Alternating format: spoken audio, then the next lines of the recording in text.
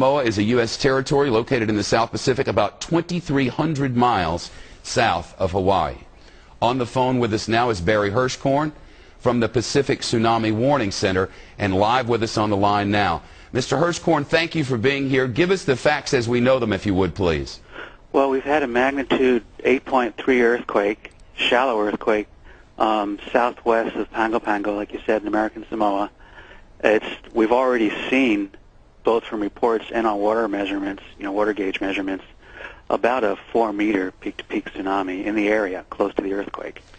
A 4-meter peak-to-peak tsunami. Right, which corresponds with the reports we're getting of like 12 to 14 feet in the harbor. All right. Now, our reports are that that the water came as far as 100 yards inland in some areas, in the closest shores to where the tsunami began. It would stand to reason that as this tsunami rolls on, it would become lower and weaker, right? Yeah, to some degree, but it would also vary with azimuth, with direction from the source. So help us understand what that means. If the tsunami generated by an earthquake has sort of preferred directions where it has maximum size, and then as you sort of draw a clock hand around that, and imagine that as being, to your left or parallel to the fault, you don't get as big a tsunami. But perpendicular to the fault, heading straight out from it, you tend to get the largest size tsunami. All right. So what we don't know look at yet. That information, and we also have to look at other water level gauges and see if we're actually seeing anything on them as well. So what we don't know yet is whether the area that's now been hit was hit by the worst of this tsunami, the least of this tsunami, or something in the middle.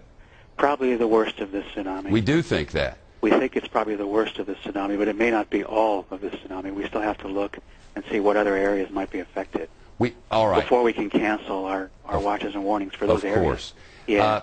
People hear the word tsunami now, and you know what they think. In the early going now, this looks nothing even akin to that, does it? Not even close. Not even close. A 100, now what did you say, 3 to 4 meters tall? Yeah, something like in English units, American units, like 13, 14, 15 feet, something like that. And it's surprising to hear, but interesting to hear that it went in so far, like you described in your program, and that must have been a very flat section of coast close to the earthquake. That's exactly what I was thinking too. That because and I don't know the coastlines there. I mean, off the top of my head, let's be honest here. But this report that it came in 100 yards, when we're talking about a 3 to 4 meter, it would have to be a very flat surface for something like that to happen. And I thought it was also a very good sign that witnesses on scene said, it put some vehicles in the mud, but there are no reports of any injuries or widespread damage in the early going. Yeah, well, there was. They knew very early. Many of them actually felt the earthquake, and also they got our message before the actual inundation. So there was,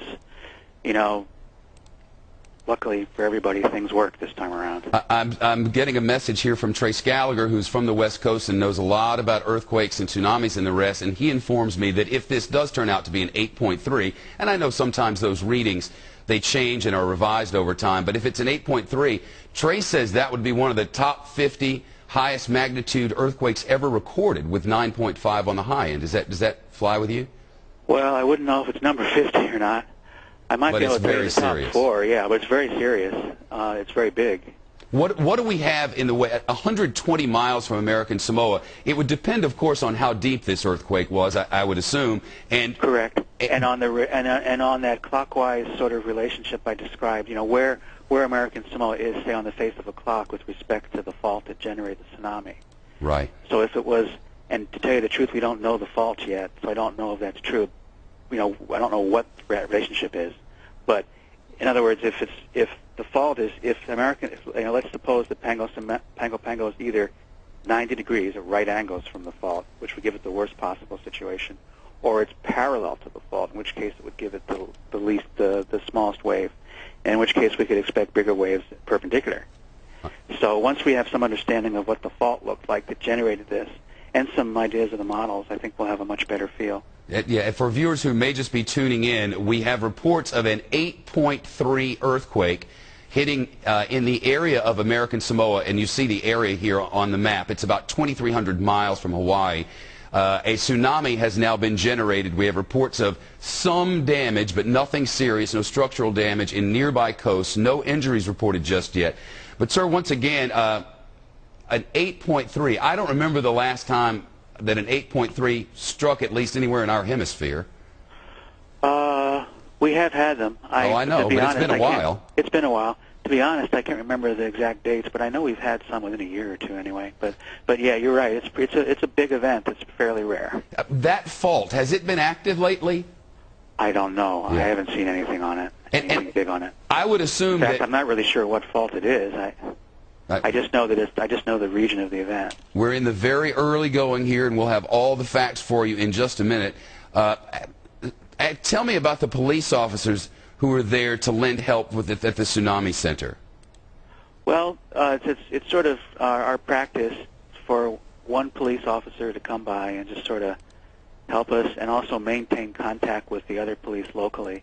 And it gives us both it gives us some hardwired message capability to some of the local people, as well as keeping us able to do our jobs, basically. Well, Barry Hirschhorn from the National Weather Service Warning Center, very good of you to be with us. We appreciate it. Thank you.